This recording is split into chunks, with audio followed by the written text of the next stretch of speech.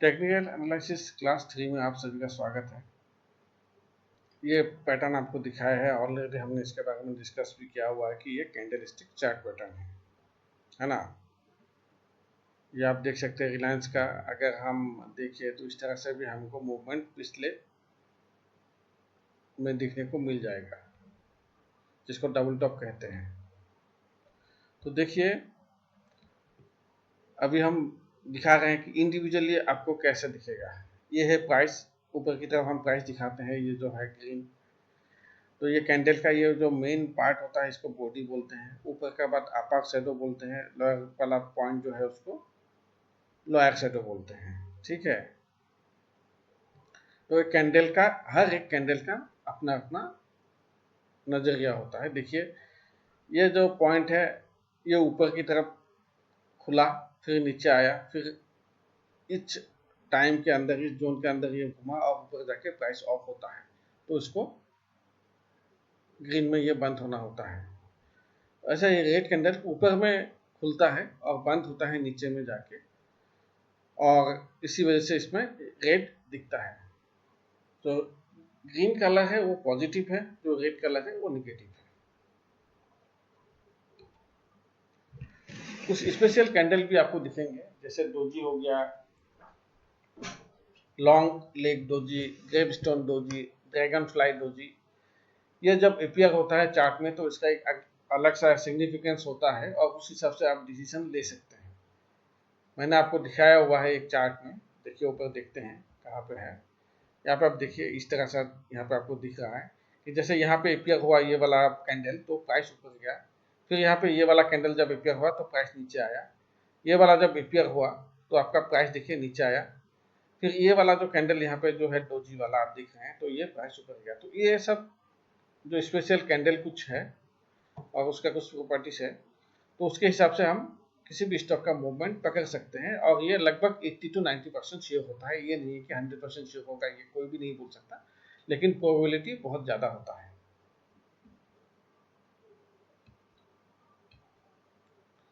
उसी तरह देखिए ये स्पिनिंग टॉप है, ये इसका नेचर क्या है, ये does not, this kind of candlestick does not signify any direction, ये न्यूट्रल रहता है।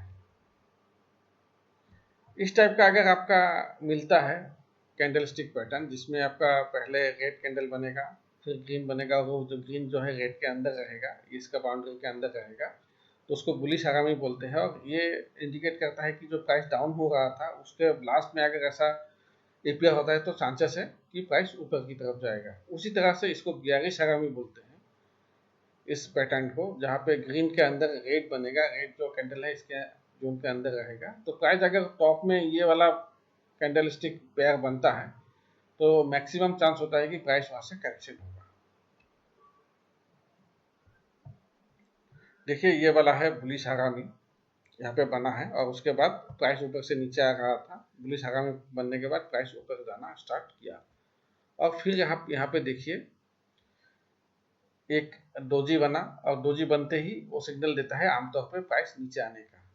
ठीक है, और साथ में आप देखिए इसमें और एक चीज है ट्रेंड लाइन, जो आपको जानना बहुत ही जरूरी है। ट्रेंड लाइन क्या होता है, एक लाइन होता है जो हम यहाँ से ऊपर तक खींचेंगे और आगे तक खींचेंगे, जब तक ये जो प्राइस है स्टॉक का, ये कैंडल इस यहाँ पे सपोर्ट लेते रहेंगे। देखिए यहाँ पे आके यहाँ लगने वाला था लेकिन फिर प्राइस ऊपर गया, फिर यहाँ पे आके धक्का लगाया प्राइस ने और फिर प्राइस ऊपर की तरफ गया। ठीक है, थोड़ा डिफिकल्ट है दोस्तों टेक्निकल, लेकिन एक बार आप समझ जाएंगे ना तो आपको लिए कोई दिक्कत नहीं है।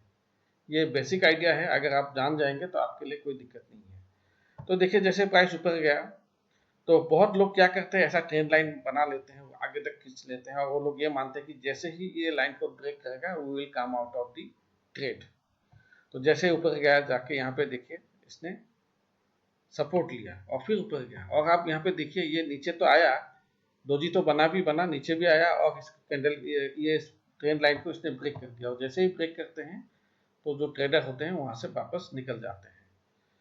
तो बहुत सारे कुछ इंफॉर्मेशन आपको चार्ट में मिलेगा और उसी को ही आपको रीड करना है और उसके ऊपर ही आपको डिसीजन लेना है।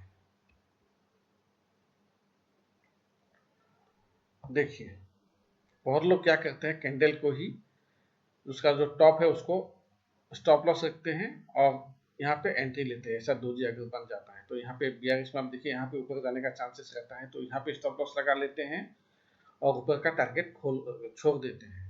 आप देखिए ना 42 के टाइम ये क्या करते हैं, जैसे टॉप में पहुंच गया 42 बन गया तो वहां पे वो लोग इसका ऊपर वाला जो है स्टॉप लॉस रखेंगे, क्योंकि आपको पता नहीं है ना कि ये 100% श्योर है। आपको ये प्रोबेबिलिटी देता है 90% कि ये काम करेगा, अगर नहीं किया तो in order to protect your money you have to follow stop loss. देखिए कुछ एग्जांपल्स यहाँ दिया गया है। ऐसा कैंडल जो फॉर्म हुआ है ये बुलिश हरामी है, बुलिश हो गया है यहाँ से, है ना। तो आपको ऐसे चार्ट में ढूंढना है और एनालिसिस करना है। ये एनगल्फिंग बुलिश लाइन है, ये क्या करता है, ये सिग्नल देता है कि beginning of A bullish trend यहाँ से शुरू होने वाला है। एनगल्फिंग बुलिश लाइन, ठीक है। अब देखिए यहाँ पे एग्जांपल के साथ दिया गया है, ये टीसीएस का डेली कैंडल स्टिक पैटर्न है, चार्ट है, वो आप देख सकते हैं वहाँ पे टीसीएस में जाके।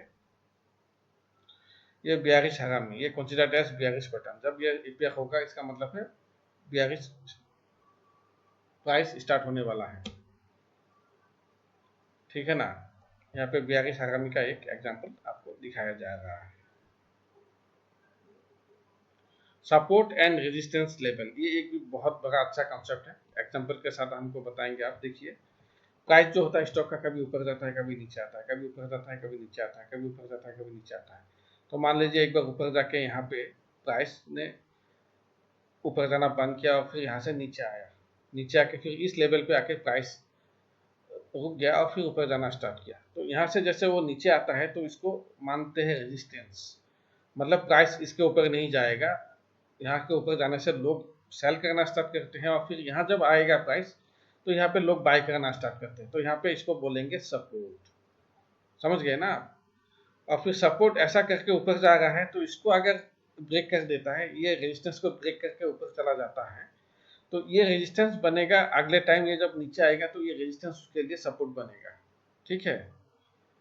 आप समझ गए ना, तो ये रेजिस्टेंस बनेगा उसके लिए सपोर्ट, वहां पे अगर वो आता है तो ओके है, अगर उसके नीचे चला जाएगा तो रेजिस्टेंस ब्रेक करके उसका चांसेस ज्यादा है कि वो नीचे आएगा। एग्जांपल्स के साथ हम देखेंगे। आप देखिए यहाँ पे प्राइस डेट, स्टॉक का प्राइस इस तरह से ऊपर जा रहा है, ऊपर आ रहा है, फिर नीचे आया, फिर ऊपर गया, फिर नीचे आया, फिर ऊपर गया, फिर नीचे आया, तो यहाँ पे ये सपोर्ट ले रहा है। और एक बार क्या क्या कर दिया, ये ऊपर चला गया, ये रेजिस्टेंस को ब्रेक करके ऊपर चला गया, तो ऊपर जाके यहाँ पे इसने हिट किया करके फिर नीचे आया, तो ये इसका रेजिस्टेंस जोन हो गया। और ये जो रेजिस्टेंस जोन इसने जो ब्रेक कर दिया इसके लिए ये होगा सपोर्ट, क्योंकि यहाँ पे आके ये सपोर्ट ले रहा है, फिर ऊपर गया, फिर नीचे आया, फिर ऊपर गया, फिर यहाँ पे रेजिस्टेंस पे इसने हिट किया, लेकिन इसको क्रॉस नहीं कर पाया, ब्रेक नहीं कर पाया। अगर हम स्टेट बैंक का एक चार्ट बना के देखते हैं, यहाँ पे देखिए कि ये एक जोन में फंसा हुआ है इसका प्राइस, यहाँ पे इसने सपोर्ट लिया, फिर यहाँ पे इसने रेजिस्टेंस ले रहा है, इसको ब्रेक नहीं कर पा रहा है, यहाँ पे इसने सपोर्ट लिया, फिर यहाँ ऊपर गया लेकिन इसको ब्रेक नहीं कर पाया, अपर पॉइंट जो है, फिर यहाँ पे इसने थोड़ा ब्रेक तो किया लेकिन नीचे नहीं गया, फिर वो वापस रिकवर होकर फिर ऊपर आया, आके यहाँ तक नहीं आ पाया, जो उसका रेजिस्टेंस पॉइंट वहां तक नहीं आ पाया, फिर आके यहाँ पे इसने रेजिस्टेंस लिया।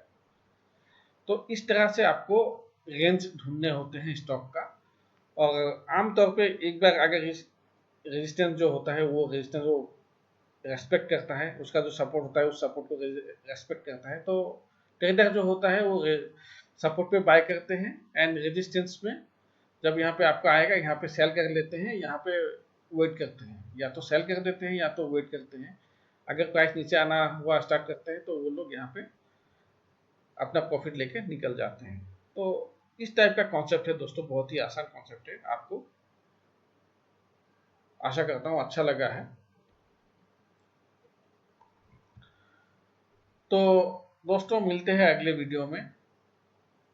मेरा दोस्तों एक बात मैं यहाँ कहना चाहता हूँ कि मेरा पेड कोर्स भी है जो बहुत ही सस्ता है, अराउंड 500 रुपीज़ के आसपास मिलेगा इंडियन रुपीज़ में, 30 डेज मनी बैक गारंटी है।